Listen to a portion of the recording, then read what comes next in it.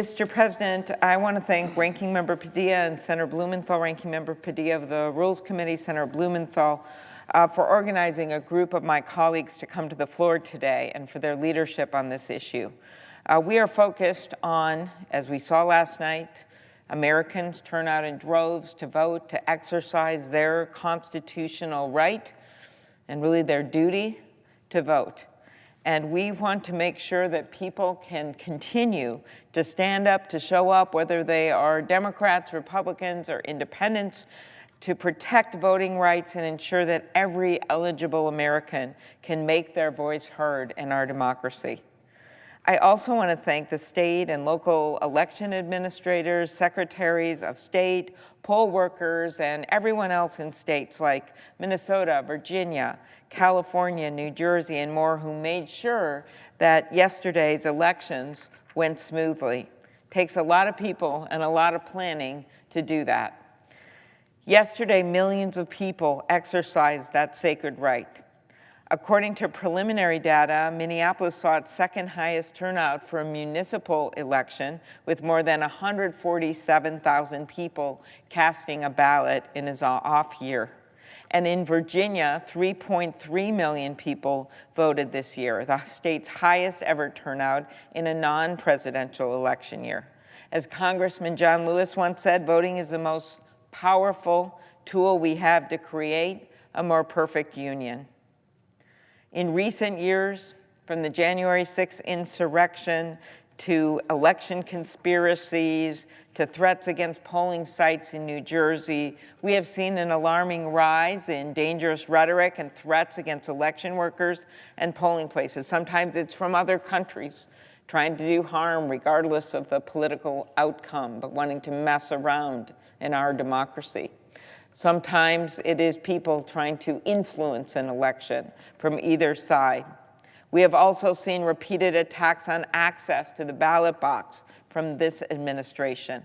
The Justice Department has turned away from its mission of enforcing the Voting Rights Act, and the President has issued an unlawful executive order to overhaul our nation's elections that would purge American citizens from voter rolls and make it harder for the men and women of our military to vote. Just as the President overstepped his authority by implementing the across-the-board tariffs, I was at the Supreme Court oral argument today, along with Senator Lee and Senator Markey. I will say it was a well-argued case with pointed questions from the justices. I am very impressed by some of the arguments that were made against these tariffs by both the states and the lawyers for the small businesses, as well as some of the justices' discussions when it came to the tariffs, about Congress's right under the Constitution, under Article 1, our authority to assess taxes, not an unconstitutional delegation or an overreach by the administration. And so we have seen this overstep with regard to the tariffs, which is having calamitous effects on my constituents, small businesses, farmers, ranchers. One soybean farmer told me it was the perfect storm of ugly. But we have also seen this overstep when it comes to the Constitution and people's rights to vote. The White House recently confirmed that the President intends to continue his unlawful attacks on voting rights by issuing a new executive order targeting mail-in voting. Mail-in voting is nothing new. It dates back to the Civil War, and the President himself has said that voting by mail, voting early, and voting on Election Day are all good options. I agree, and Americans across the country agree. In Minnesota, we have made it easier, not harder, for all eligible Americans to vote, including by giving everyone the chance to vote by mail. We have people who vote by mail. Some of these states like Utah and Oregon, they have almost the vast majority of people vote by mail. We're not actually that. We're kind of a mix. We have the highest voter turnout in the country, nearly every election in the country. I go into a hardware store or a cafe, and I know that 70–80% of the people have voted. Sometimes they'll come up to me and say, well, I didn't vote for you, but I did like this one thing you did, or I have an idea for you. That means something in a democracy. But that's because we make it easier to vote, not only with the mail-in voting and the drop-off ballots, but we also have it with same-day registration, which when you look at states that have that, whether they're red or blue or purple, that's probably the most defining thing about if you're going to have high voter turnout. And when you have high voter turnout, believe me, my state has elected everyone from Jesse Ventura to Michelle Bachmann to me. But what all of us have in common is that we had extraordinary high voter turnout when the people got elected. And that makes people feel like they're part of the franchise. That makes them feel like, wow, we're part of this democracy. We're not left out of it. And that alone is worth something in a democracy, regardless of who gets elected. In 2024, 36 states allowed voters to cast their votes by mail, and nearly 1/3 of the voters did. And that is post-pandemic. So instead of creating barriers to the ballot box, we need to expand access to the polls to ensure all eligible Americans can vote in the way that works best for them, regardless of their zip code. That's why I have led the effort with Ranking Member Padilla to advance common sense bills to protect our democracy, including the Freedom to Vote Act. That bill will increase ballot access and reform our campaign finance system to ensure that our democracy is of, by, and for the American people. And I will also note, with regard to some of the things that happened coming out of Texas, it also would make sure that we have a fair system when it comes to the House of Representatives and districts and what's going on there. That's also why I also strongly voted to support the John Lewis Voting Rights Advancement Act to restore and strengthen key portions of the Voting Rights Act.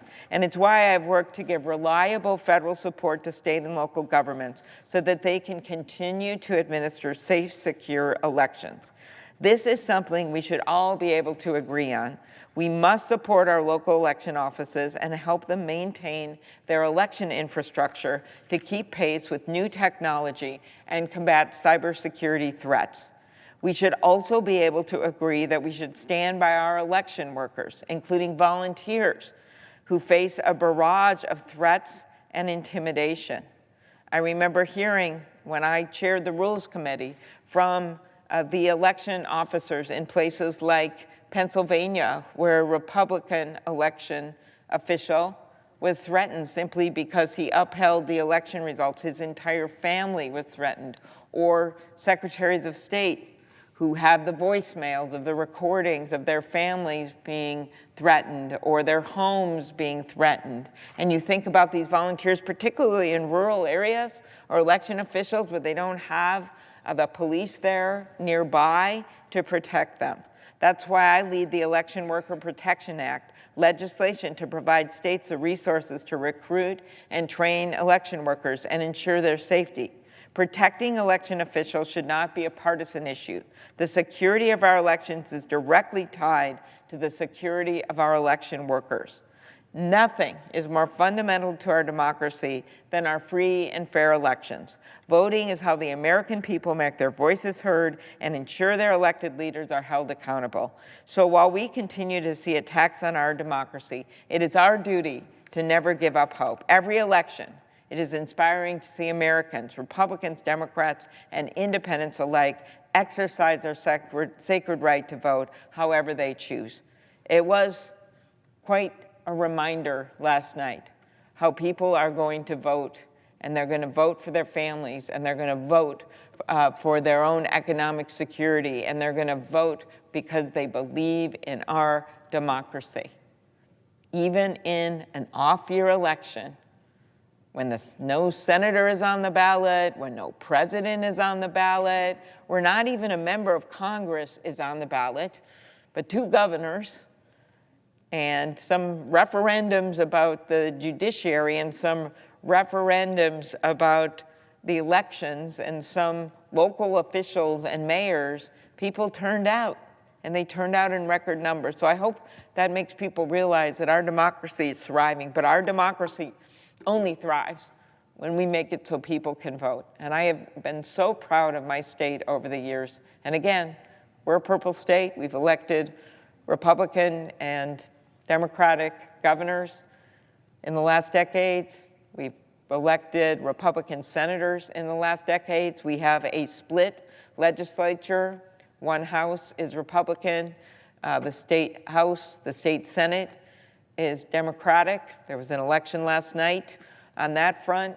We have an evenly split congressional delegation, 4 and 4, because we don't have gerrymandering, and we have actually competitive elections a number of years for these congressional seats.